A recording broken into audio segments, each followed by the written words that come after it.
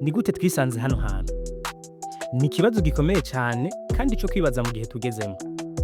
Mu myaka atari ya kera cyane, umumenyeshamakuru mu Burundi yari umuntu yubashwe, afise ijambo ryumvirizwa, ijisho n'ugutwi vy'abanyagihugu. Ubu yacitse uwuhamagarwa agasakisaki kugira ngo atahane ibihumbi 10. Ayo mafaranga abamenyeshamakuru bahabwa batumiwe mu bikorwa bitandukanye, bo nyene ubwabo baratoreye izina.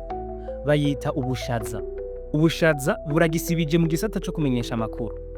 Karibu tuzogwa ibihumbi 10, déplacement tuzoyibaha. Ayo majambo abamenyesha amakuru bama bariko barayumva iyo bariko baratumirwa mu bikorwa bitandukanye. Ku bwabo bati, mbega agaciro k'umumenyesha amakuru gasigaye ari ibihumbi 10. Uwubakiye inzu se wiwe, uwaguriye uwo bakundana umuduga, canke watanze amakaye ku bana badashikana 50, wese yibaza ko afise ububasha bwo gutumira abamenyesha amakuru. Kukaba nkako naho hogira banka ntaburana bake bajaye. Bamwe mu bamenyesha amakuru bakiryamiye ku cubahiro c'umwuga n'ico wabo bwite bati, ni gute twisanze hano hantu? Imicoro. Iri jambo rirazwi neza n'abakorera mu gisata c'imyidagaduro. Gucora ni mu gihe umumenyesha amakuru yemeye kugutumira mu kiganiro canke akemera gucisha amakuru ajanye n'ibikorwa by'abatandukanye kugira amakuru akorera ari ukurinze kw'isoko. Mu vyumve neza, aya si amafaranga yinjira mu kinyamakuru, ahubwo ni amafaranga umujournaliste yinjiza ku mufuko wiwe. Ibi vyoba bitandukanye no kwata igiturire? Ako n'akabazo ko kwibaza. Ukuri guhari ni uko umwuga wo kumenyesha amakuru mu Burundi ugeze ahatemba. Niko benshi mu bakora uwo mwuga babibona. Guillaume Muhoza, umuyobozi wa Iris News, avuga ko igihe cyose ibinyamakuru bitaba bishobora guhemba neza abakozi, abamenyesha amakuru bisanga bacika ibikoresho by'abashaka ko babamamariza aho gukora neza umwuga. Mr Champagne uyu ni umwe mu barimvyi bo ngaha mu Burundi. Ku mbuga ziwe ati, abamenyesha amakuru baje mu kiganiro canje baze kunyandikira kugira ngo ndabaha amayinite y'ibihumbi 10.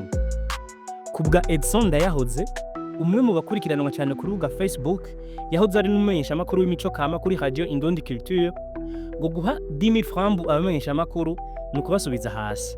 Ati, abamenyesha amakuru bakwiye kumenya ko ubugabo bwihabwa kandi nahanye ho kwifatira ingingo. Nikavuga umwanditsi akaba n'umushakashatsi w'umurundi Steve Cedric Bizimana avuga ko kuba iteka ry'umumenyesha amakuru ritifashe neza bikuye mu Burundi biva ko kuba ibimenyesha amakuru bibuze business model, ni kuvuga igicapo c'ingene gitunganya mu kurondera uburyo.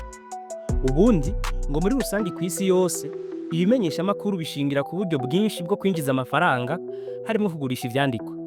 Aha mu Burundi twovuga nka iwacu idandaza ivyo yanditse burindwi, canke mu bindi bihugu aho udashobora gusoma inkuru yose utari umunywanyi, ivyo bitamo gifaransa abone. Ahandi ibimenyesha amakuru byinjiriza amafaranga ni mu kwamamaza, publicity. Ariko rero ngo mu bihugu bikiri mu nzira y'amajambere nko Burundi, ivyo bimenyesha amakuru bishobora kandi kongeramo imfashanyo ziva mu bafatanyabikorwa, ico yise model de revenu mixte, kugira ngo vyuzuze igihengeri kiva mu buryo busanzwe bwo kuronka inyungu.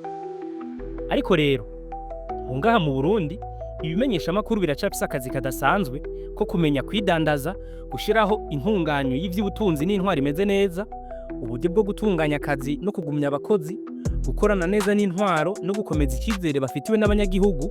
Narijya icigwa yakoze nk'umuhinga cyamweretse ko abanyagihugu bagera kuri 16.1% bavuga ko basanga ibishikirizwa mu binyamakuru bibafitiye akamaro. Ni kuvuga ko 83% bavuga ko atatu bibamariye. 35% bavuga ko abamenyesha amakuru batagaragaza ubunyamwuga canke kuzana bishasha mu kazi kabo.